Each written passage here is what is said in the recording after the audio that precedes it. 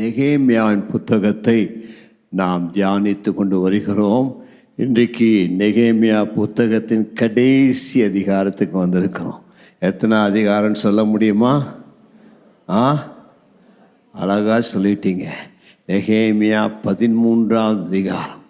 இந்த அதிகாரத்துக்கு நான் கொடுக்கின்ற தலைப்பு, உங்கள் சாபத்தை ஆசீர்வாதமாக மாற்றுகின்ற தேவன். ஒரு ஆமேன் சொல்லலாமா?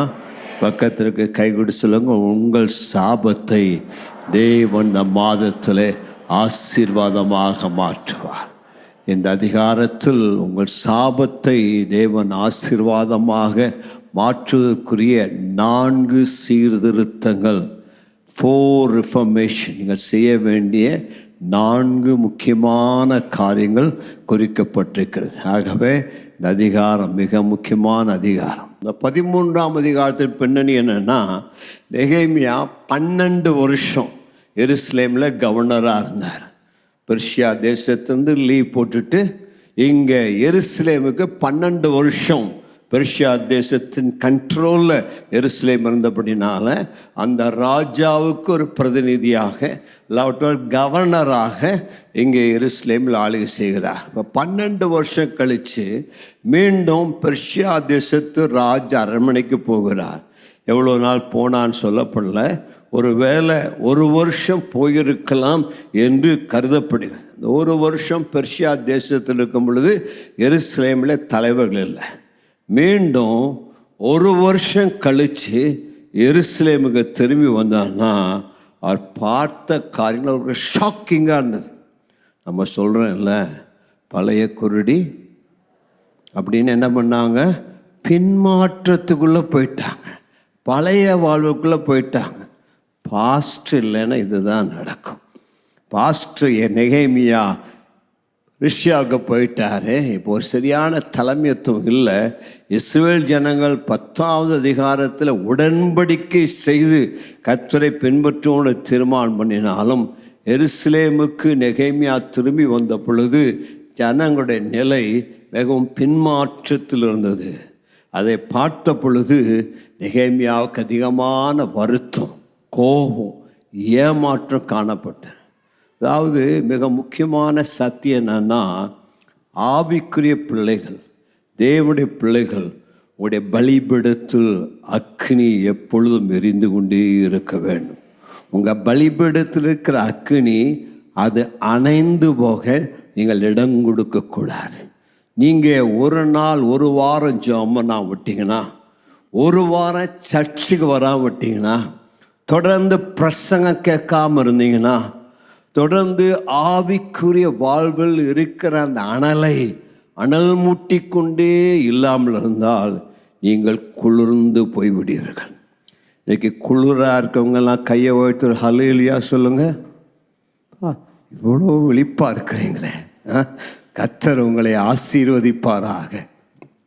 நீங்கள் நல்ல அக்கினியாக இருக்கக்கூடியவர்கள்.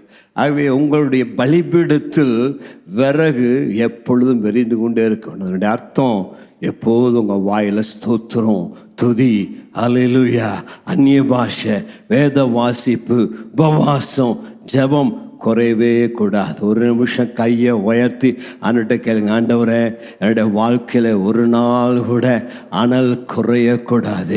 ஒவ்வொரு நாளும் நான் ஆவியிலே நிரம்ப வேண்டும், அந்நிய பாஷையில் பேச வேண்டும், வேதத்தை வாசிக்க வேண்டும், ஜெபிக்க வேண்டும், வாரந்தோறும் ஆலயத்துக்கு வர வேண்டும், கர்த்தருடைய வார்த்தை கேட்க வேண்டும், கர்த்தரோடு நடப்பதற்கு என் வாழ்வில் நான் முக்கியத்துவம் கொடுக்க வேண்டும். ஒரு நாளும் கர்த்தரை விட்டு நான் தூரமாக போகக்கூடாது.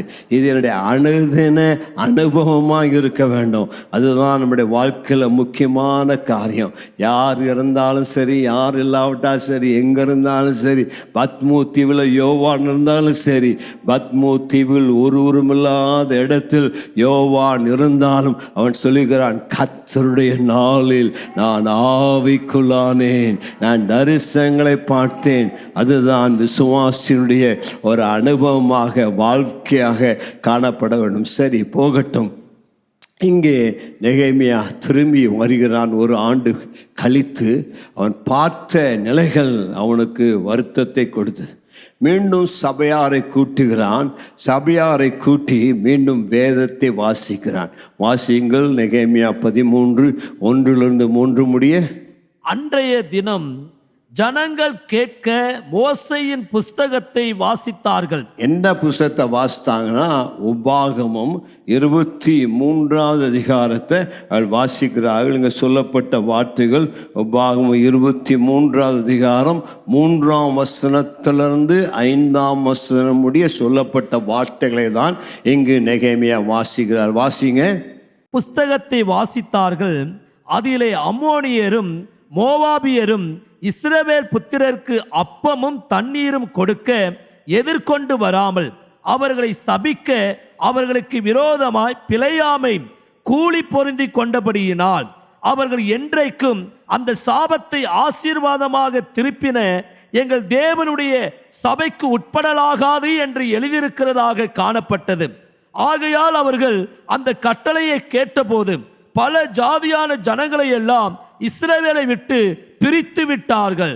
அந்த சாபத்தை ஆசீர்வாதமாக மாற்றின தேவன் என்று 2ஆம் வசனம் சொல்லுகிறது. இந்த சாபத்தை ஆசீர்வாதமாக மாற்றின எங்கள் தேவன் அப்படின்னு சொல்லி அங்கு அந்த வார்த்தைகளை அதே வார்த்தை தான் உபாகமம் 23 இருக்கிறது.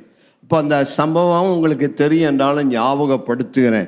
இஸ்ரவேல் ஜனங்கள் அவ்விதமாக அந்த மோவாபின் சமனான வெளிகளில் மோவாப் தேசத்தை சுதந்திரித்துக்குள்ள பாளையம் இறங்கியிருக்கிறாங்க.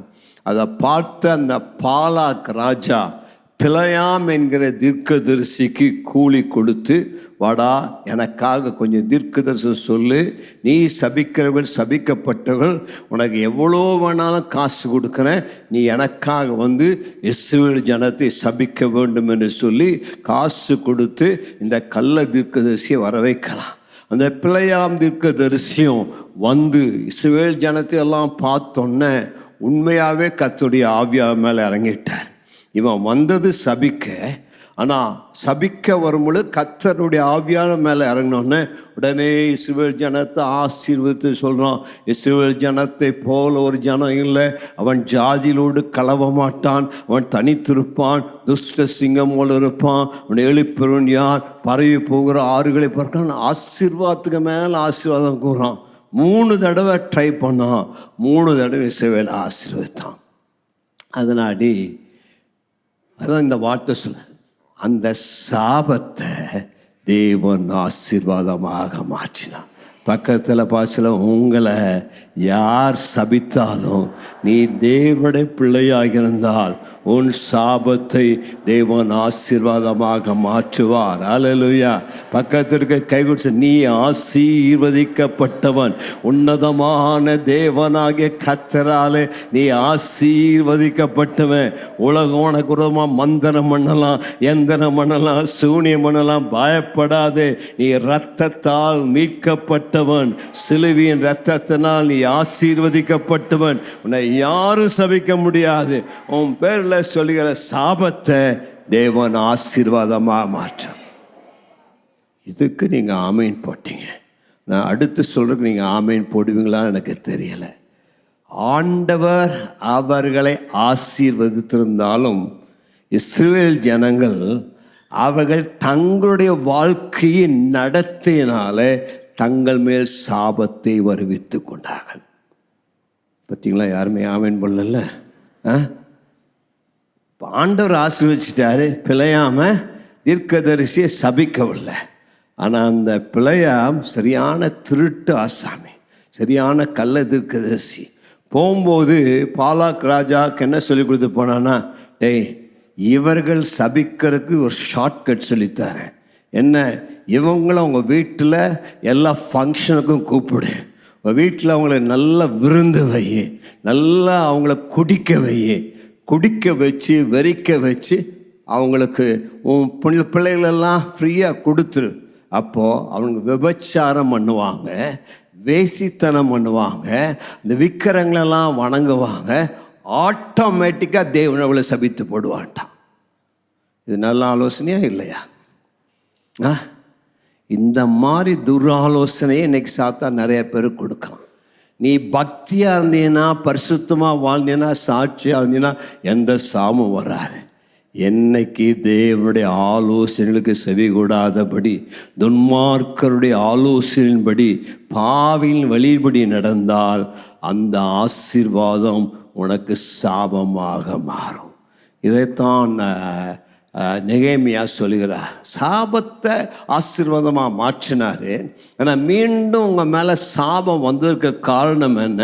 நீங்கள் மறு ஜாதியாரோடு கலந்திருக்கிறீர்கள், அந்நிய ஜாதியோடு சம்பந்தம் பண்ணியிருக்கிறீங்க அப்படின்னு சொன்ன உடனே அந்த இஸ்ரவேல் ஜனங்கள் எல்லாம் மறுபடியுமாக அந்த அம்மோனியரை விட்டு, அந்த புறஜாதியாரை விட்டு, சம்பந்தம் கலந்த ஜனங்களை விட்டு பிரிந்து வந்தார்கள். அதைத்தான் நெகேமியா 13:3 சொல்லுகிறது. அந்த வசனத்தை கேட்ட உடனே அந்த வார்த்தைக்கு கீழ்ப்படிந்தார். மீண்டும் வாசிங்க 3ஆம் வசனத்தை. ஆகையால் அவர்கள் அந்த கட்டளையை கேட்டபோது பல ஜாதியான ஜனங்களை எல்லாம் இஸ்ரவேலை விட்டு பிரிந்து விட்டார்கள். இஸ்ரவேலை விட்டு பிரிந்து விட்டால், இஸ்ரவேல் அவர்களை விட்டு பிரிந்து வந்துட்டாங்க. அப்போ உங்களுக்கு இன்றைக்கு சொல்லக்கூடிய 4 சத்தியங்களை, முதலாவது சத்தியம், உன் சாபத்தை ஆசீர்வாதமாக மாற்ற உனக்கு பிரித்தெடுக்கப்பட்ட பரிசுத்தமான வாழ்வு தேவை. ஆண்டவர் என்று உங்களை ஆசீர்வதிக்க அந்த பிரித்தெடுக்கப்பட்ட பரிசுத்தமான வாழ்விற்கு வா. நீ எதிலிருந்தெல்லாம் உன்னை பிரிக்க வேண்டுமோ அதிலிருந்து பிரிக்க வேண்டும். நீ தீர்ப்பானதிலிருந்து உன்னை பிரித்தெடுத்தால் தேவனுடைய வாய் போல இருப்பாய். நீ தீர்ப்பானதிலிருந்து உன்னை பிரித்தெடுத்தால் நீ கனத்துக்குரிய பாத்திரமாக இருப்பாய். ஆகவே பிரித்தெடுக்கப்பட்ட பரிசுத்தமான வாழ்விற்கு வாழ நெகேமியா அழைப்பு கொடுக்கிறார். இங்கே நடந்த சம்பவம் என்னன்னா, அந்த கர்த்தருடைய ஆலயம், அங்கே அந்த ஸ்டோர் ரூம், இதெல்லாம் வைக்கக்கூடிய அறைகள், நெகேமியா எல்லாம் சுத்தம் பண்ணி நல்லா அதை க்ளீன் பண்ணி அதை கர்த்தருடைய ஆலயத்துக்காக ஆயத்தம் பண்ணி கொடுத்துட்டு போனார். இந்த ஒரு வருஷம் நெகேமியா போனப்போ நம்ம பூனை போயிட்ட எலி விளையாடுங்கிற மாதிரி இவர் நெகேமியா போன உடனே இந்த என்ன பண்ணாங்கன்னா, தொபியா அவனுக்கு வந்து அந்த ஆண்டவருடைய தசம பாகங்கள், காணிக்கைகள், திராட்சை பழங்கள், கோதுமை எல்லாம் லேவியருக்கு தேவையான காட்டெல்லாம் சேர்த்து வைக்கிற ஸ்டோர் ரூமை தொபியா எடுத்துட்டான். தொபியா யாருன்னு உங்களுக்கு தெரியும். நெகேமியா 2ஆம் அதிகாரத்தில் பார்க்கணும். தொபியா இஸ்ரவேலுக்கு எதிரானவன், அவன் ஒரு அம்மோனியன், ஆலயத்தை கட்ட விடாதபடி தடை பண்ணினவன். இந்த தொபியா தேவனுடைய ஆலயத்துக்கு எதிர்த்து நின்றவன். நெகேமியா போன உடனே இவன் இஸ்ரவேல் ஜனத்தோடு சம்பந்தம் கலந்துருந்தான். இந்த பிரதான ஆசாரியனோட சம்பந்தம் கலந்தபடினால நெகேமியா போயிட்டாரு. அந்த ஆலயத்தினுடைய மிக முக்கியமான மிகப்பெரிய அறையை இவன் ஆக்கிரமித்து கொண்டான். அதை இவனுடைய ஆஃபீஸ் ரூமாக்கிட்டான், அதை அவருடைய பிஸ்னஸ் சென்டர் ஆக்கிட்டான். அங்கிருந்து எல்லாவற்றையும் இஸ்ரவேல் மக்களோடு கலப்படம் பண்ணி வாழ்ந்தான். நெகேமியா வந்தோன்னே அவருக்கு ஒரே கோபம். என்னடா இவன் இந்தான சர்ச்சையை கட்ட விடாமல் இருந்தான், இவனுக்கு இந்த இடம் கொடுக்கலாமான்னு சொல்லி நெகேமியா கோபம் வந்து, ஆண்டவர் எப்படி எருசலேமுக்கு போன பொழுது எல்லாத்தையும் தூக்கி வீசி காசு விற்கிறவர்கள் அந்த புறாவைக்குடைய பலகையெல்லாம் தூக்குறது போல இவனுடைய எல்லா சாமானையும் தூக்கி வெளியில் எறிஞ்சிட்டான். போடா ராஸ்கல்னு சொல்லி எல்லாத்தையும் தூக்கி வெளியில் எறிஞ்சிட்டு அந்த அறையை சுத்தம் பண்ணி எப்பொழுது மீண்டும் இஸ்ரவேலுக்கு கொடுத்தான். கர்த்தருக்கு மகிமை உண்டாவதாக. பக்கத்தில் இருக்கிற சொல்லுங்க, தூக்கி வீச வேண்டியதெல்லாம் வீசுங்க. ஆமாம், தயவு தாட்சியம் பாராதீங்க. எதெல்லாம் இன்னைக்கு வீச வேண்டும் ஆண்டு உணர்த்துறதெல்லாம் வீசி உன்னுடைய அறையை பரிசுத்தப்படுத்து, உன்னுடைய ஆலயத்தை பரிசுத்தப்படுத்து, உன்னுடைய வீட்டை பரிசுத்தப்படுத்து. அவைகள் இருந்தால் உனக்கு சாபம். சாபத்தின் பொருட்கள் உன் வீட்டில் இருக்குமானால் உன் வீட்டில் ஆசீர்வாதம் தங்காது. ஒரு ஆமேன்னு சொல்லலாமா? அநேகருடைய வாழ்வில் ஆசீர்வாதம் தங்கா இருக்க காரணம் சாபத்தின் பொருட்கள் வீட்டில் இருக்கிறது. அந்த சாபத்திற்கு காரணமான பொருட்களை அப்புறப்படுத்த வேண்டும். இஸ்ரவேல் ஜனங்கள் இங்கே சமரசம் செய்து கொண்டார்கள். They made a compromise with the enemy. பக்கத்தில் சொல்லுங்க, பிசாசோட உலகத்தோட ஒரு நாள் சமரசம் பண்ணாத, ஒத்து போகிற வாழ்க்கை வாழாத. சாத்தான் உங்க இடத்துல வரும்போது நயவஞ்சகமாக வருவான். வந்தோன்னா வீட்டை கொடு, முழுவதும் கொடுன்னெல்லாம் கேட்க மாட்டான். அவன் உனக்குள்ளே காம்ப்ரமைஸ் செய்யக்கூடிய காரியம் ஒரு கெட்ட பழக்க வழக்கம், ஒரு தவறான நண்பர், கொஞ்சம் இடம், விதமாக தான் கேட்பான். ஒரு நட்பு, ஒரு சமரசத்தை பேசுவான். ஆனால் ஒரு கதவை சாத்தானுக்கு திறந்தீங்கன்னா சாத்தான் முழு வீட்டையும் ஆக்குபை பண்ணிப்பான். புரிஞ்சுங்களா? இந்த ஒட்டகத்தை கதை கேட்டிருப்பீங்கள்ல. டென்ட்டில் ஒட்டகம் சொல்லிச்சான், ரொம்ப குளிர் அடிக்குது, என்னுடைய கால் மட்டும் உள்ளே வச்சுக்க இடம் கொடுனா. பாவம், அந்த ஒட்டம் குளிரில் நடுங்குனேன்னு கால் மட்டும் வைக்க இடம் கொடுத்தான். காலையில் பார்க்குறக்குள்ள கொஞ்சம் கொஞ்சமாக நகர்ந்து முழு கொட்டகையும் அது நிரப்பிட்டு இருக்கிற இவனை வெளியில் தள்ளி விட்டுருச்சான். இதுதான் சாத்தானுடைய வேலை.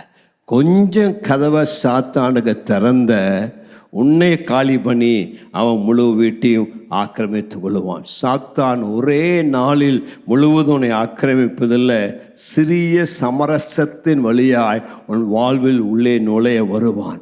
ஆகவே தான் யாரோட பழகிற, யாரோடு ஐக்கியப்படுகிற, உடைய சிந்தனை என்ன, உடைய உறவுகள் என்ன, எல்லாம் தேவ வார்த்தையின்படி இருக்கிறதா என்று அடிக்கடி நீ உன்னை சோதித்து பார்க்க வேண்டும். ஆண்டவருடைய விருப்பமே தம்முடைய ஜனங்கள் பிரித்தெடுக்கப்பட்ட ஜனங்களாக, பரிசுத்தமான ஜனங்களாக, மற்ற ஜாதிகளோடு கலவாதபடி கர்த்தருக்கென்று விசேஷித்த ஜனமாக இருக்கிறார். லேவியராகவும் 20வது அதிகாரம் 26ஆம் வசனத்தில் விதமாய் பார்க்கிறோம், கர்த்தராகிய நான் பரிசுத்தராய் இருக்கிறபடியினாலே நீங்களும் எனக்கேற்ற பரிசுத்தவான்களாய் இருப்பீர்களாக.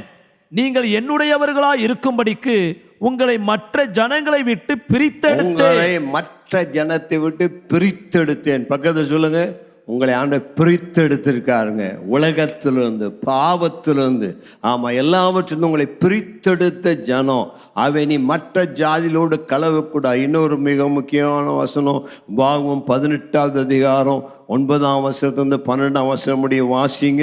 உன் தேவனாகிய கர்த்தர் உனக்கு கொடுக்கும் தேசத்தில் நீ போய் சேரும்போது அந்த ஜாதிகள் செய்யும் அருவருப்புகளின்படி செய்ய கற்றுக்கொள்ள வேண்டாம்.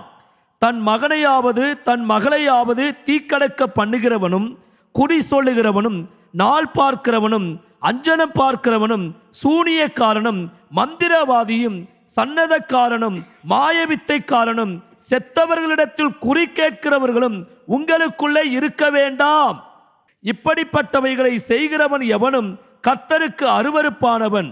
இப்படிப்பட்ட அருவருப்புகளின் நிமித்தம் உன் தேவனாகிய கர்த்தர் அவர்களை உன் முன்னின்று துரத்தி விடுகிறார். ஆண்டவர் சொல்றாரு, இந்த உன்னை ஏன் தெரியுமா அந்த கானானியர் அந்த 7 தேசத்தை துரத்தி அந்த தேசத்தை உனக்கு நான் கொடுத்தேன்னா, அந்த ஜாதிகள் அருவருப்பான காரியத்தை செஞ்சாங்க, எனக்கு பிடிக்காத காரியத்தை செஞ்சாங்க. அதனால தான் எனக்கு அவங்க மேலே கோபம். அதனால தான் அவங்கள துரத்திட்டு இந்த தேசத்தை உனக்கு கொடுத்தேன். நீ அந்த தேசத்துக்கு வந்தோன்னே அந்த தேசத்தின் மக்கள் என்ன செஞ்சாங்களோ அதே காப்பி அடித்து அப்படியே செஞ்சீன்னா உன்னையும் நான் அருவறுத்து போடுவேன். உன் வாழ்க்கையில் அந்த ஆசீர்வாதத்துக்கு பதிலாக சாபம் வரும். உன்னை ஆசீர்வதிக்கிறது தான் அழைச்சேன். நான் உன்னை ஆசீர்வதிப்பேன். எப்போ? என் வழியில் நடந்து என் கற்பனைகளை கை கொண்டார். நீ அதை மீறி இந்த துரத்தி விட்டு அந்த புறஜாதியாருடைய பழக்க வழக்கத்தை நீ பின்பற்றினா உனக்கு ஆசீர்வாதம் இல்லை. புறஜாதியார் போல நாள் பார்க்கறது, நட்சத்திரம் பார்க்கறது, சகுனம் பார்க்கறது, ஆமாம், தீ மிதிக்கிறது, செத்தவங்களிடத்தில் குறி கேட்கறது, செத்தவங்களுக்காக அந்த என்னமோ சொல்லுவாங்களே, காக்காவுக்கு சாப்பாடு போடுவாங்களா 3வது நாளில், மொட்டை அடிக்கிறது, அவன் பிள்ளைக்கு முடியே வெட்டோன் மாமா, அது வெட்டுறதுக்கு அதுக்கு ஒரு விருந்து வைக்கிறாங்களாம். என்ன அநியாயங்க! பிள்ளைக்கு முடி வெட்டினா பார்பர் கடைக்கு விட்டு போய் முடி வெட்டிட்டு வாங்க. அதுக்கு ஒரு சாப்பாடு போட்டு அதுக்கு ஒரு ஹோட்டலில் மீல் வச்சு என் பிள்ளைக்கு முதல் முடி எடுக்கிறேன். இது என்னது முதல் முடி? உன் பிள்ளைக்கு முதல் முடி எடுக்கிறதுக்கு விருந்து வச்சுன்னா உன் பிள்ளைக்கு முடியே வளராது, சீக்கிரத்தில் அவன் சொட்டையாயிரும். இன்னைக்கு இதெல்லாம் இந்த சீர் பண்ணுறது, கல்யாணத்துக்கு கூப்பிட்டாங்கன்னா புறஜாதியார் வழக்கத்தின்படி வெத்தலை, பாக்கு, குங்குமம், சொட்டு கிட்டு, ஆமாம், மேலதாள வாத்தியங்கள் இப்படி பண்ணாதான் கல்யாணம் வைக்கிறாங்க. எதுக்கு அவனுக்கு மேலதாள வாத்தியமெல்லாம்? ட்ரம் செட்டு வேணுமா? வெத்தலை பாக்கு வேணுமா? வாழைத்தோரணம் கட்டணுமா? கல்யாணம் பண்ணுறதா வரவங்களுக்கெல்லாம் புதிய ஏற்பாடு கொடு, சாட்சியாரு ஒரு ட்ராக்ஸ் கொடு, இயேசு பற்றி சொல்லு, அங்கங்கே வசனத்தை போடு, அதுதானே சாட்சி. நீ உலகத்தாருடைய வழக்கத்தை பின்பற்றக்கூடாது. சீர் செஞ்சு அதை எல்லாத்துக்கும் சொல்லி, என் பிள்ளை வயசுக்கு வந்துட்டா டும் டும் டும் டும், வாங்க வாங்க வாங்க, மாமா வாங்க, அத்தை வாங்க, காசு கொடு. இதே நீ அவன் நம்ம பிள்ளைக்கு காசு தர மாட்டாரா? ஆகவே தான் ஆண்டவர் சொல்கிறான், சிலதெல்லாம் நான் அருவருக்கிறையா. இந்த புறஜாதியாருடைய பழக்க வழக்கம் அவன் என்ன செய்கிறானோ அதை நீ கிறிஸ்தவ கலாச்சாரமாக மாற்றி அதை பின்பற்றாத. தில் இருந்தா இயேசுவின் வழிகளை நட, இயேசுக்கு சாட்சியார், இயேசு உயர்த்து, அப்பொழுது அவருடைய உயர்த்த வல்லவராக இருக்கிறார். 2 கொரிந்தியர் 7:1 சொல்லுகிறது, உன்னை அசுத்தப்படுத்துகிற எல்லாவற்றையும் விட்டு விலகி பரிசுத்தத்தை பின்பற்றுவோமாக. 2 கொரிந்தியர் 6:14 சொல்லுகிறது, அந்நிய நுகத்தில் அவிசுவாசியுடன் பிணைக்கப்படாதிருப்பாயாக. ஒளிக்கும் இருளுக்கும் ஐக்கியம் இல்லை, விசுவாசிக்கும் பேலியாளுக்கும் ஐக்கியம் இல்லை, அதனால் நீ அதுலேருந்து வெளியே வா. ஸோ இந்த வார்த்தைகள் திருமண உறவுக்கு மட்டுமல்ல, நம்முடைய வாழ்வு இருக்கிற எல்லா காரியத்துக்கு பொருந்தும். பிஸ்னஸ் பண்ணுறியா, உன்னுடைய பிஸ்னஸ் பார்ட்னர் ரட்சிக்கப்பட்ட ஒரு பார்ட்னராக, உன்னுடைய பிஸ்னஸ் பார்ட்னர் ஒரு ரட்சிக்கப்படாத பார்ட்னராக இருக்கானா, அவன் விக்கிரகத்தை அவனுடைய இடத்துல மாட்டி வைப்பான். அது நீ அந்த இடத்துல ஆண்டுடைய பிரசனத்தை அழைக்க முடியாது. ஆகவே தான் இதிலெல்லாம் நம்ம பிஸ்னஸ் பிரின்சிபலில், வாழ்க்கையில், திருமணத்தில் நம்ம இதிலெல்லாம் கேர்ஃபுல்லாக இருக்க வேண்டிய அவசியம். ஆண்டுடைய வார்த்தை சொல்லப்படுகிறது, ஒரு கழுதையும் மாட்டையும் சேர்ந்து ஏறு ஊட்டக்கூடாது. ஏன் கழுதையும் மாட்டி சேர்ந்து ஏறு ஊட்டக்கூடாது? உலகத்தின் மக்கள் இப்படி பண்ணலாம், நீ ஏன் பண்ணக்கூடாது? ஒன்று அசுத்தமான மிருகம், ஒன்று சுத்தமான மிருகம். அசுத்தத்தையும் சுத்தத்தையும் ஒன்றாக சேர்த்தால் நீ அசுத்தமாக மாறி விடுவாய். ஆகவே தான் பிஸ்னஸில் ஒரு விசுவாசி அவிசுவாசி ஒன்றா சேர முடியாது. நீ 1000 காரியத்தை சொன்னாலும் அந்த விசுவாசி அவிசுவாசி சேரும் பொழுது அந்த குடும்பத்தில் பிரச்சனை ஏற்படும். ஆகையால் தேவன் தம்முடைய ஜனத்தை ஆசீர்வதித்து சாபத்தை, வியாதியை, மரணத்தை மாற்றி உன்னை ஆசீர்வதிக்க விரும்புகிறார். அன்பு சகோதரா, சகோதரியே, உன்னுடைய வாழ்க்கையை இன்ஃப்ளூயன்ஸ் பண்ணுறது யார்? உனக்கு ஆலோசனை கொடுக்கறது யார்? உன்னை கைட் பண்ணுகிறது யார்? உன்னுடைய வாழ்வில் தொபியாக்களை அனுமதித்திருக்கிறாயா? பக்கத்தில் பார்த்து கேளுங்க. உங்கள் வாழ்க்கையில், உங்கள் பிஸ்னஸில் தொபியா இருக்கிறானா? தொபியா, அந்த அம்மோனினாகிய தொபியா வந்துட்டானா அவ்வளோதான், வாழ்க்கை வேற திசையில் போய்விடும். அந்த தொபியா உன்னை தேவனை விட்டு இழுப்பான், ஆலயத்துக்கு வர விடமாட்டான், அசுத்தமான சினிமாக்களை, இணையதளங்களை பார்க்க உனக்கு ஆலோசனை கொடுப்பான், உலக சிந்தனையிலே உன்னை வழிநடத்துவான். நீ முட்டாளோடு சேர்ந்தால் முட்டாளாய் மாறிவிடுவாய். ஆகவே உன்னுடைய வாழ்வில் உனக்கு யார் இன்ஃப்ளூயன்ஸ் பண்ணுறாங்க என்பதை நீ வைத்துக்கொள்ள வேண்டும். ஆண்டவனை உலகத்திலிருந்து பிரித்தெடுத்தார், உலகம் உனக்குள் இருக்கக்கூடாது. எதற்குனே உலகத்தை எடுத்தார்? உலகத்தை உன் இருதயத்திலிருந்து எடுத்து விட வேண்டும். உலக சிந்தை தேவனுக்கு விரோதமான பகை. உலகத்திலிருந்து ஆண்டவனை பிரித்தெடுத்தாலும் இன்னும் உலகத்தானை போல நீ வாழக்கூடாது. உலகத்திலிருந்து பிரிந்து வாழ்கிறவன் தேவனுடைய ஆசீர்வாதத்தை பெற்றுக்கொள்கிறான். உலகத்தோடு சமரசம் செய்கிறவன் சாபத்திற்கு தன்னுடைய கதவை திறக்கிறான்.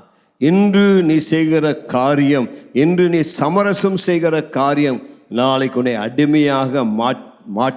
அடிமையாக மாற்றிவிடும். பரிசுத்தம் என்பது உலகத்தை வெறுப்பதல்ல, உலகத்தின் பாவத்தை நம்முடைய வாழ்க்கைக்குள் அனுமதிக்காமல் இருப்பதுதான் பரிசுத்தம். பரிசுத்தம் என்பது உலகத்தை வெறுக்கிறதில்லை, ஆனால் உலகத்தின் பாவம் என்னை ஆட்கொள்ளக்கூடாது. அவை அந்த பிரித்தெடுக்கப்பட்ட பரிசுத்தமான வாழ்க்கை வாழ தேவனுக்கு நம்ம ஒப்பு கொடுக்க வேண்டும். கைகளை உயர்த்தி ஒரு நம்மளோட குட்டி ஜெபம்னுங்க பார்க்கலாம். ஆண்டவரே, அந்த பரிசுத்தமான வாழ்வுக்கு என்னை ஒப்பு கொடுக்குறேன். உலகத்தோடு நான் சமரசம் பண்ண விரும்பலை, உலகத்தோடு ஒத்து போக விரும்பலை, உலகத்தார காப்பி அடிக்க நான் விரும்பலை, உலகத்தார போல் நான் ட்ரெஸ் பண்ணி உலகத்தார போல் பேசி உலகத்தார போல் வாழ விரும்பலை. அப்பா, என்னுடைய எல்லைகளில் பரிசுத்தம் என்று எழுதும். சொல்லுங்களேன், கையை உயர்த்தி என் ஜீவியத்தின் எல்லையெங்கும் பரிசுத்தம் என்று எழுதும். உமக்கு பிரியமான, நீர் விரும்புகிற, சிநேகிக்கிற பரிசுத்தமான வாழ்க்கை நான் வாழ எனக்கு உதவி செய்யும். என்னுடைய எந்த ஒரு காரியத்திலும் சாத்தானோடு தொபியாவோடு உலகத்தோடு சமரசம் பண்ணக்கூடாது. இன்னைக்கு என்னுடைய வீட்டில் சாபத்துக்கு ஏதுவான காரியம் எது இருந்தால் அதை அப்புறப்படுத்துகிறேன். என்னை பரிசுத்தமாய் வாழ ஒப்பு கொடுக்கிறேன். அப்படி ஜெபம் பண்ணவங்க எல்லாம் கர்த்தர் இந்த மாதத்தில் அளவில்லாமல் ஆசீர்வதிக்க போகிறார். வாழ்விக்கிற சாபங்களை மாற்றி கர்த்தர் ஆசீர்வதிப்பார். இரண்டாவதாக, கர்த்தர் உன்னுடைய வாழ்வில் சாபத்தை ஆசீர்வாதமாக மாற்ற நீ செய்ய வேண்டிய காரியம், பரிசுத்த ஆலயத்தை கைவிடக்கூடாது. பரிசுத்த ஆலயத்தின் பராமரிப்பு உனக்கு மிக முக்கியமாக இருக்க வேண்டும். நெகேமியா 13ஆம் அதிகாரம் 10ஆம் வசனத்திலிருந்து 14ஆம் வசனம் முடிய நாம் அதை பார்க்கிறோம். நமக்கு அந்த வசனத்தை வாசிக்க நேரம் போதாது. ஆகவே அந்த வசனத்தை குறித்து கொள்ளுங்க, வீட்டில் போய் பாருங்க. தேவனுடைய ஆலயத்தை பராமரிக்க விடக்கூடாது. 11ஆம் வசனத்தை வாசிங்க. அப்பொழுது நான் தலைமையானவர்களோட வழக்காடி தேவனுடைய ஆலயம் கைவிடப்பட்டு போவானேன் என்று சொல்லி அவர்களை சேர்த்து அவரவர் நிலையில் அவர்களை வைத்தேன். தேவனுடைய ஆலயம் கைவிடப்பட்டு போவானே, அதுதான் நெகேமியாவுடைய மிகப்பெரிய கரிசனையானது. நெகேமியா சூசான் அரண்மனையிலிருந்து ஒரு ஆண்டு லீவுக்கு பிறகு திரும்பி வருகிறான். ஆண்டுடைய ஆலயத்தின் பராமரிப்பு கைவிடப்பட்டிருந்தது. இப்போ யாரும் ஆண்டுடைய ஆலயத்தை கேர் பண்ணலை, கவனிக்கலை. காரணம் என்ன? தொபியா உட்காந்துட்டான் உள்ள. அதனாடி தொபியா உட்கார்ந்தனால என்னாச்சு? ஆலயத்தில் வேலை செய்த லேவியர்கள், ஆசாரியர்கள் எல்லாம் ஆலயத்தை விட்டுட்டு போயிட்டாங்க. இந்த தொபியா என்ன பண்ணால் தசம்பாகம், தானியம், திராட்சரசம், ஆலயத்துக்கு வர வேண்டிய பொருளெல்லாம் இருக்கிற அறையை அவன் ஆக்குபை பண்ணால இப்போ யாரும் காணிக்க கொண்டு வரல, யாரும் தசம்பாகத்தை கொண்டு வரல, யாரும் அரிசி காணிக்க, கோதுமை காணிக்க, திராட்சரசம், எண்ணெய் கொண்டு வரல. அதனாடி ஆலயத்தின் ஸ்டோர் ரூம் எம்டி ஆச்சு, காணிக்கையெல்லாம் இல்லை. காணிக்கலனால என்னாச்சு? லேவியருக்கு வருமானம் இல்லை. லேவியர் இப்போ நம்ம காலை திறந்தால் ஒன்றும் இல்லைப்பா, வேலையும் இல்லை, பலியெல்லாம் நிறுத்தியாச்சு, ஒன்றும் இல்லைன்னு சொல்லி அந்த லேவியரும் ஆலயத்தை விட்டுட்டு அங்கே உழவு தொழில் பார்க்க போயிட்டாங்க. தங்களுடைய உழவு நிலத்தை பண்படுத்த அவர் சென்று விட்டார்கள். ஆகவே ஆலயம் பராமரிக்கப்படாமல் கிடந்தது. சாபம் ஆசீர்வாதமாக மாற வேண்டுமானால் தேவனுடைய ஆலயத்தையும் அதன் ஊழியத்தையும் நாம் புறக்கணிக்க கூடாது. ரெண்டாவது திறவுகோல், நம்முடைய வாழ்வில் சாபம் ஆசீர்வாதமாக மாற தேவனுடைய ஆலயத்தை நாம் பராமரிக்க கற்றுக்கொள்ள வேண்டும். இங்கே அவையெல்லாம் நின்று கொண்ட நெகேமியா 10ஆவது அதிகாரம் 32, 33 வசனத்தை வாசிங்க. மேலும் நாங்கள் எங்கள் தேவனுடைய ஆலயத்தின் ஆராதனைக்காக சமூக தப்பங்களுக்கும் நித்திய போஜன பலிக்கும் ஓய்வு நாட்களிலும் மாத பிறப்புகளிலும் செலுத்தும் நித்திய சர்வாக தகன பலிகளுக்கும் பண்டிகைகளுக்கும் பிரதிஷ்டையான பொருள்களுக்கும் இஸ்ரவேலுக்காக பாவ நிவர்த்தி உண்டாக்கும் பலிகளுக்கும் எங்கள் தேவனுடைய ஆலயத்தின் சகல வேலைக்கும் வருஷந்தோறும் நாங்கள் சேக்கலில் 1/3 பங்கை கொடுப்போம் என்கிற கடனை எங்கள் மேல் ஏற்றுக்கொண்டோம். அதிகாரத்தில் ஒரு வருஷத்துக்கு முன்னாடி இஸ்ரவேல் ஜனங்கள்லாம் பொருத்தனம் பண்ணுறாங்க, தீர்மானம் பண்ணுறாங்க, ஆலயத்துக்கு எல்லாம் கொடுப்போம், ஆலயத்தின் பராமரிப்பை கவனிப்போம், ஆலயத்தின் வேலைகளுக்கு எல்லாம் கொடுப்போம், தசபாத்தை கொண்டு வருவோம், திராட்சரசம், எண்ணெய், தானியம் எல்லாம் கொண்டு வருவோம், எங்கள் காசை கொடுப்போம், 3 சேக்கல்ல 1/3 சேக்கலை நாங்கள் 1/3 பங்கை கொடுப்போம். பல பொருத்தனை பண்ணாங்க. ஒரு வருஷம் கழித்து எல்லா பொருத்தனையும் காற்றுல பறக்க விட்டாங்க. உங்களை பற்றி என்ன? நீங்கள் கூட நிறையா பொருத்தனை பண்ணிக்கிறீங்க இல்லையா? வருஷ ஆரம்பத்தில் நான் அப்படி வாசம் எடுப்பேன், எப்படி பண்ணுவேன், இந்த காணிக்கை கொடுப்பேன், அது கொடுப்பேன். இன்றைக்கெல்லாம் காற்றுல பறந்து போச்சு இல்லை? நீங்கள் அவங்கள விட நல்லவங்களா, நீங்கள் அவங்கள விட மோசமானவர்களா? பாஸ்டர், இப்படியெல்லாம் கேள்வி கேட்காதீங்க. நெகேமியா என்ன செய்தார்?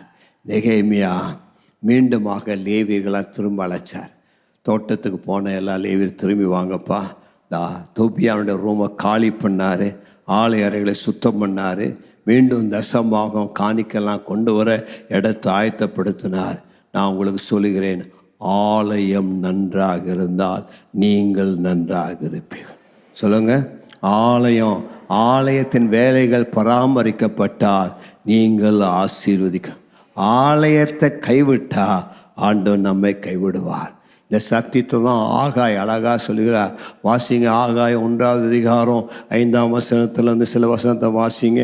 இப்போதும் சேனைகளின் கர்த்தர் சொல்லுகிறார், உங்கள் வழிகளை சிந்தித்து பாருங்கள். வழிகளை சிந்தித்து பாருங்கள். நீங்கள் திரளாய் விதைத்தும் கொஞ்சமாய் அறுத்து கொண்டு வருகிறீர்கள். விதைத்தும் கொஞ்சமாய் அறுத்து கொண்டு வருகிறீர்கள். நீங்கள் புசித்தும் திருப்தியாகவில்லை, குடித்தும் பரிபூரணம் அடையவில்லை. நீங்கள் வஸ்திரம் உடுத்தியும் ஒருவனுக்கும் குளிர் விடவில்லை. கூலியை சம்பாதிக்கிறவன் பொத்தலான பையிலே போடுகிறவனாய் அதை சம்பாதிக்கிறான். உங்கள் வழிகளை சிந்தித்து பாருங்கள். 9ஆம் வசனம். அதிகமாய் வரும் என்று நீங்கள் எதிர்பார்த்திருந்தும், நிறைய ப்ரமோஷன் கிடைக்குது, இன்கிரிமெண்ட் கிடைக்குதுன்னு எதிர்பார்த்தும், இதோ கொஞ்சம் கிடைத்தது. எல்லாம் பிடிச்சிட்டாங்க கவர்மெண்ட், அந்த ஃபண்டு இந்த ஃபண்டு பிடிச்சிட்டு கையில வரும்போது ரொம்ப கம்மியா கிடைக்குது. நீங்கள் அறுத்து வீட்டுக்கு கொண்டு வந்தும் நான் அதை ஊதி போடுகிறேன். நீ வீட்டுக்கு கொண்டு வந்தாலும் அதை ஊதி போடுறாரு. தேவையற்ற செலவுகள், ஆமாம், அந்த இன்சூரன்ஸ், இந்த இன்சூரன்ஸ், அந்த சிக்னஸ், அந்த டாக்டர் பில்லு, வண்டி ரிப்பேர், டயர் மாத்தணும், எல்லாத்தையும் ஆண்டு ஊதி போடுறாரு. எது நிமித்தம் என்றால், எது நிமித்தம்? பக்கத்துல பார்த்துக்களுங்க, எது நிமித்தம்? ஏன் உன் கையில காசு நிக்கிறது இல்ல? உன் பர்ஸ் ஓட்டையா? காசு காணாம போதா? திருடிட்டு போறானா? வீட்டுல பணம் நிக்கிறது இல்லையா? மாசம் சம்பளம் வாங்கினா 10ஆம் தேதியோடு தீந்து லாட்ரி அடிக்குதா? 20ஆம் தேதி கையில காசு இல்லையா? பேங்க்ல பணம் இல்லையா? ஆண்டவர் கேட்கிற, ஏப்பா இப்படி உனக்கு இந்த நிலை? வாசிங்க. என் வீடு பாலாய் கிடக்கும் பொழுது நீங்கள் எல்லாரும் அவனவன் தன்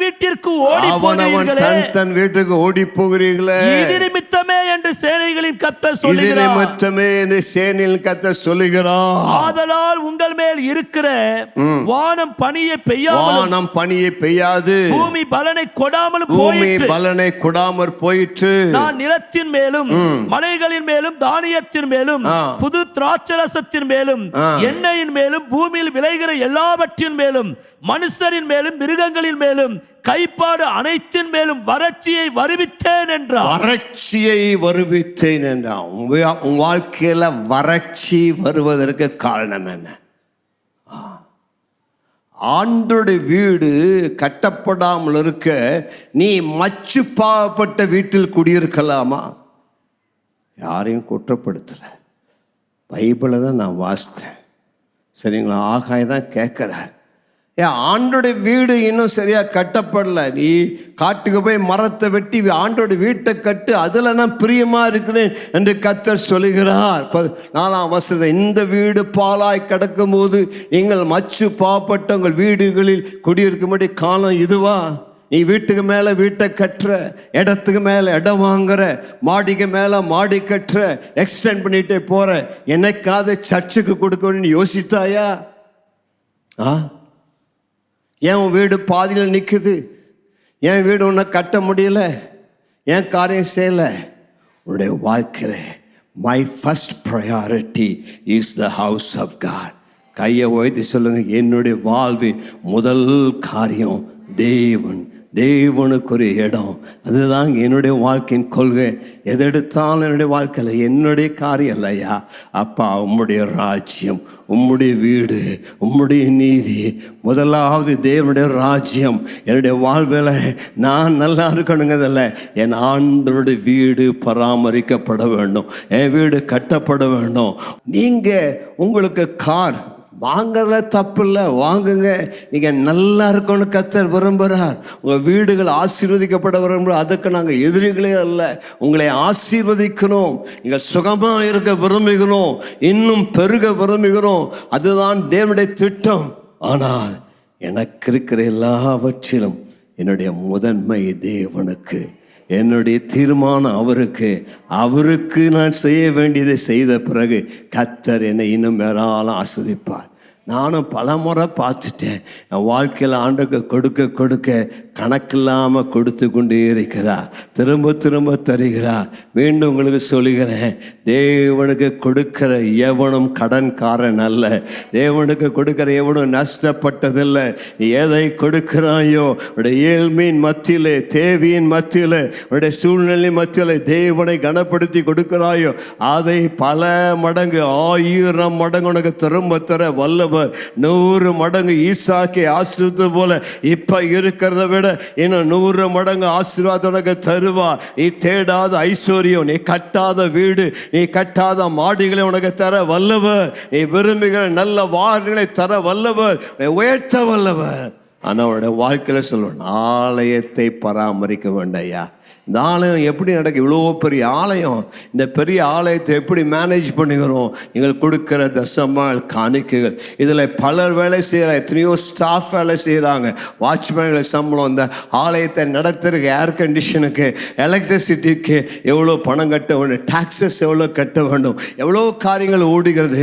சுவிசேஷ ஊழியத்திற்காக, பல காரியத்திற்காக இந்த ஆலயத்தில் மாதந்தோறும் வாரந்தோறும் பல ஆயிரங்கள் லட்சங்கள் செலவு செய்யப்படுகிறது. இதெல்லாம் எப்படி வரும்?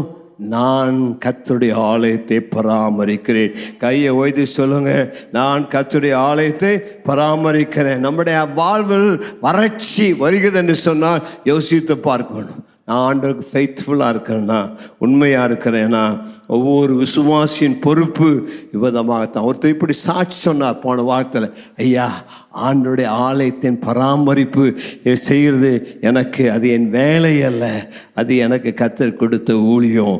கர்த்தருடைய வீட்டை பராமரிப்பது எனக்கு கிடைத்த பாக்கியம். ஒரு ஆமென் சொல்லலாமா? கர்த்தருடைய வீட்டை பராமரிப்பது எனக்கு கிடைத்த ஒரு பெரிய பாக்கியம். போன வாரத்தில் ஒரு பிஸ்னஸ் மேனை சந்தித்து பேசிகிட்டு இருந்தேன். அவர் சொன்னார், ஐயா என்னுடைய வாழ்க்கையில் நான் ஒரு பெரிய கோயிலை கட்டியிருக்கிறதுக்கு தர்மகர்த்தா அவருக்கு அதெல்லாம் இப்படி பண்ண அப்படி பண்ண அப்படின்னு சொல்லிட்டு இருந்தார். அப்படியெல்லாம் உலகத்தின் மக்கள் அவருடைய பணத்தை வச்சு ஒரு கோயிலையே கட்டுறாங்க பல லட்சங்களுக்கு. நாம் ஏன் ஒரு ஆலயத்தை கட்ட, ஒரு சில கோடிகள் இருக்கிறதுக்கு நான் ஏன் என்னுடைய கோடிகளை தர முடியாது?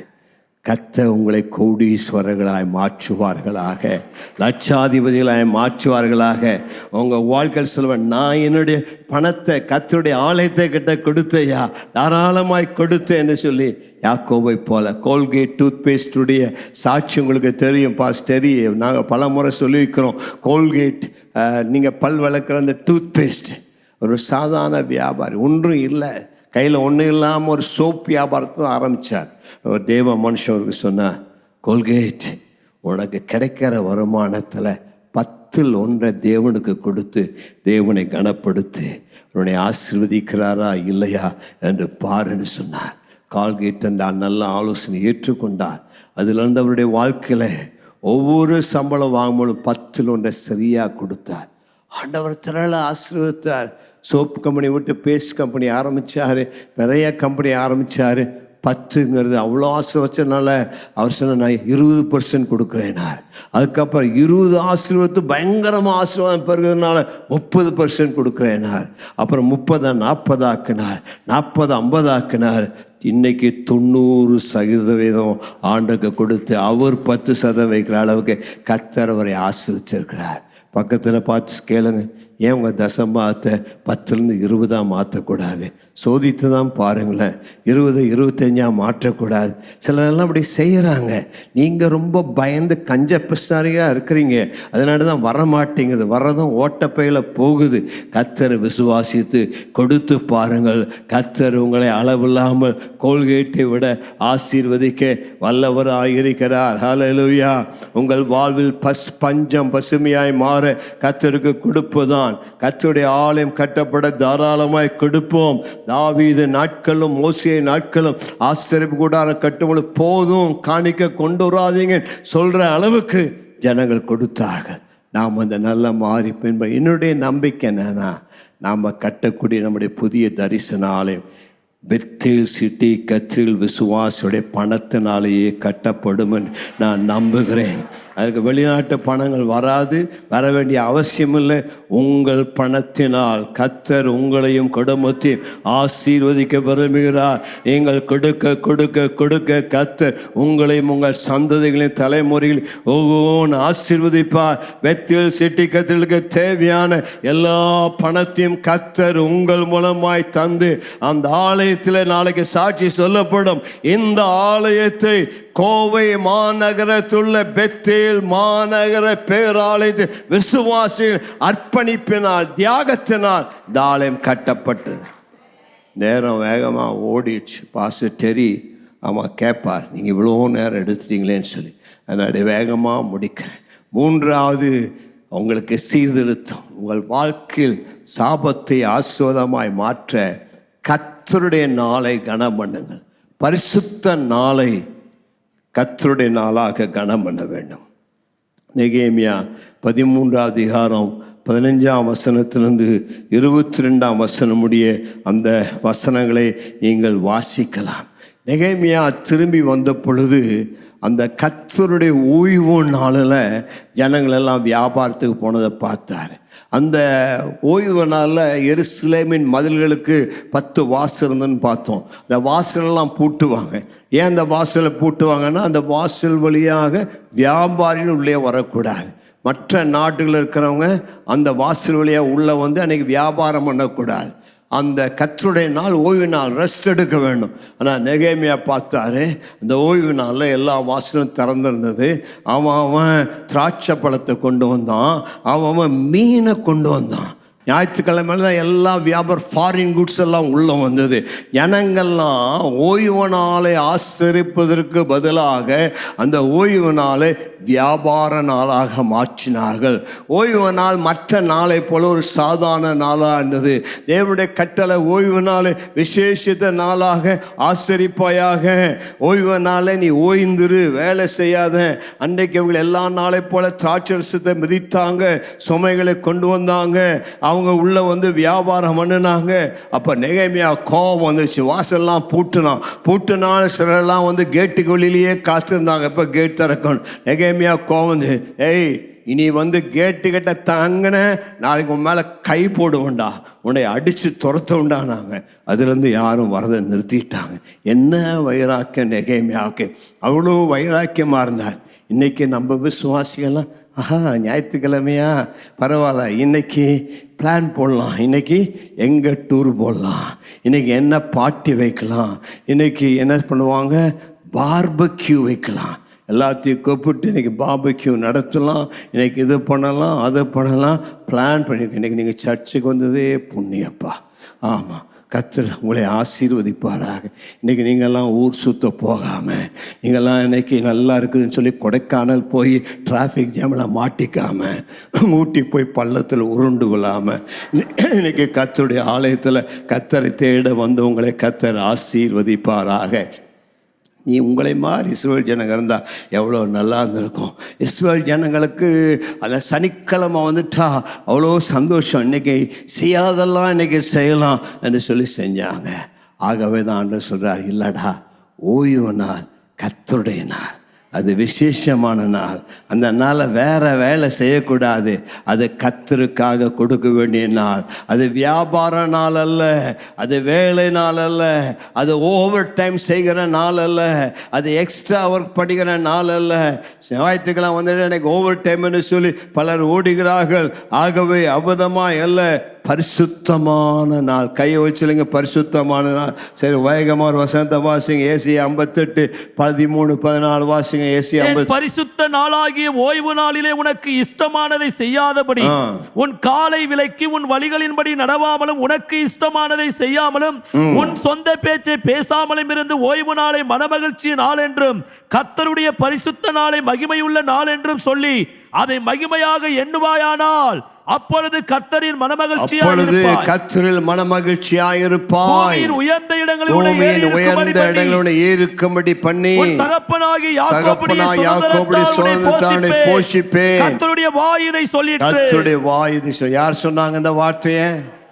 ஏசியா சொல்லல, நான் சொல்ல. யார் சொன்னாங்க? மீண்டும் வாசிங்க 13. என் பரிசுத்த நாளாகிய ஓய்வு என் நாளிலே. பரிசுத்த நாள் எல்லாம் சொல்லுங்க. யாருடைய பரிசுத்த நாள்? ஆண்டவருடைய பரிசுத்த நாள். என்னுடைய பரிசுத்த நாளை உனக்கு இஷ்டமானதை செய்யாதபடி சொல்லுங்க. உனக்கு இஷ்டமானபடி செய்யாத.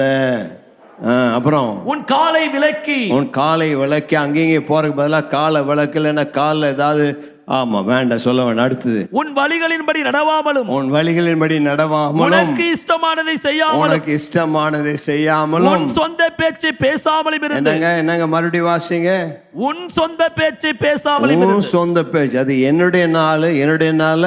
நீ இஷ்டத்துக்கு போன் எடுத்துட்டு அவனுக்கு கதை அடிக்கணும், இவனுக்கு கதை அடிக்கணும்னு சொல்லி கதை அடிக்காமலும், ஓய்வு நாளை மனமகிழ்ச்சியின் நாள் என்றும். எல்லாம் கையை வச்சு ஓய்வு நாள், சந்தோஷமான நாள், கர்த்தரை ஆராதிக்கிற நாள், கர்த்தரை துதிக்கிற நாள், கர்த்தரை தொழுது கொள்கிற நாள், ஓய்வு நாள், கர்த்தரை பாடுகின்ற நாள், அது மனமகிழ்ச்சி நாள் என்றும், கர்த்தருடைய பரிசுத்த நாளை கர்த்தருடைய பரிசுத்த நாளை மகிமை உள்ள நாள் என்றும் சொல்லி, அதை மகிமையாக கர்த்தரிடத்தில் ஒன்றை நான் கேட்டேன், அதையே நான் நாடுவேன். நான் கர்த்தருடைய ஆலயத்தில் தங்கி இருக்க முடியாமல் அவருடைய மகிமையை காண முடியாமல் அந்த நாளை நான் ஒப்பு கொடுக்கிறேன். காரணம் அது சாதாரண நாள் அல்ல, அது மகிமையின் நாள். நல்ல கையை உயர்த்தி ஒரு நிமிடம் நல்ல அந்நிய பாஷை பேசுங்க. அந்த கர்த்தருடைய நாள்ல நான் ஆண்டவருடைய ஆலயத்துக்கு ஓடி வருவேன். 7 மணிக்கு 6 நேரத்திலே ஓடி வருவேன். முடிஞ்சோன்னா வீட்டுக்கு போக மாட்டேன், ஆலயத்தில் தங்கி இருப்பேன். கொஞ்ச நேரம் ஆண்டவரோடு உறவாடுவேன், ஜெபம் பண்ணுவேன். அன்றைக்கு ஞாயிற்றுக்கிழமை நாள்ல முழு நாளை ஆண்டுக்கு கொடுப்பேன். ஆண்டவருக்காக ஊழியம் செய்வேன். சண்டே ஸ்கூல்ல ஊழியத்தை செய்வேன். ஒரு அஷரா, ஒரு லீடரா வேலை செய்வேன். டீன்ஸ்ல வேலை செய்வேன். யூத்ல பங்கெடுப்பேன். ஏதாவது ஒரு வேலை கத்தருக்காய் செய்வேன். ஞாயிற்றுக்கிழமை நாள கிராம ஊழியத்துக்கு போவேன். ஞாயிற்றுக்கிழமை நாள ஹாஸ்பிட்டல் விசிட் பண்ணுவேன். ஞாயிற்றுக்கிழமை நாள கத்தருக்காய் கொடுப்பேன்.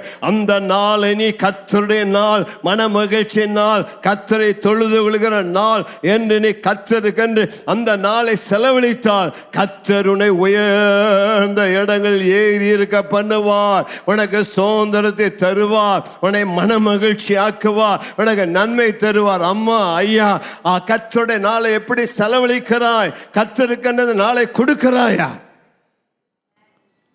சாபத்தை ஆசீர்வாதமா மாற்ற தேவன் கொடுக்கிற 3வது ஆலோசனை, கர்த்தருடைய நாளை கனம் பண்ணு. ஆண்டவர் பைபிளில் இப்படி எழுதி வைக்கல. உங்கள் பைபிள் இப்படி எழுதி வச்சிருக்கிறாரோ எனக்கு தெரியல. நீங்கள் எந்த ரிவைஸ் வெர்ஷன் வச்சுருக்கிறீங்களோ எனக்கு தெரியல. மாதத்தில் முதல் ஞாயிற்றுக்கிழமை மட்டும் ஆலயத்திற்கு வா. மீதி 3 ஞாயிற்றுக்கிழமையும் மீதி 4 ஞாயிற்றுக்கிழமையும் உனக்கு என்ன வேண்டுமோ அதை செய்.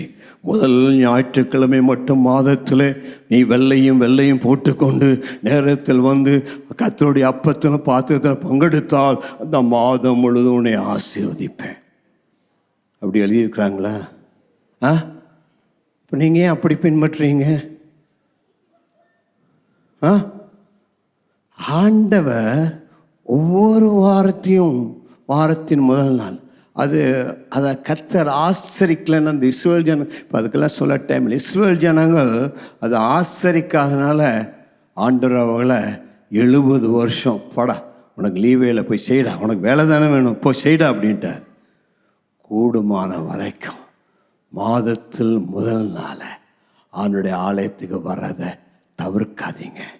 காசு செலவானாலும் பரவாயில்ல, நடந்தாது வாங்க, பஸ்லையாவது வாங்க. பார்க்கிங் இடம் கிடைக்கலன்னா தூரமாக நிறுத்திட்டு வாங்க. உன் மைண்ட் கையில் நெஞ்சில் கையை வச்சுருங்க. ஆண்டவரை உங்களுடைய ஓய்வு நாளை, கர்த்தருடைய நாளை உயிர்த்தெழுதனால வாழ்க்கையில் கனப்படுத்த எனக்கு உதவி செய்யுங்க. அதை நான் விட்டு விடக்கூடாது ஆண்டவரே.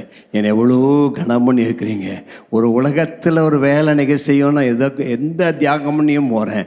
நான் கர்த்தருடைய நாளை நான் அசட்டை பண்ணுறேன். இனி அசட்டை பண்ணக்கூடாது, வர வேண்டும்.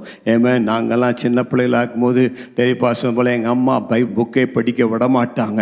ஞாயிற்றுக்கிழமை நாள் முழுவதும் கர்த்தர் கொடுக்க வேண்டிய காலையிலேருந்து ராத்திரி வரைக்கும் ஆண்டுக்காக ஓடுவோம், ஊழித்து செய்வோம்.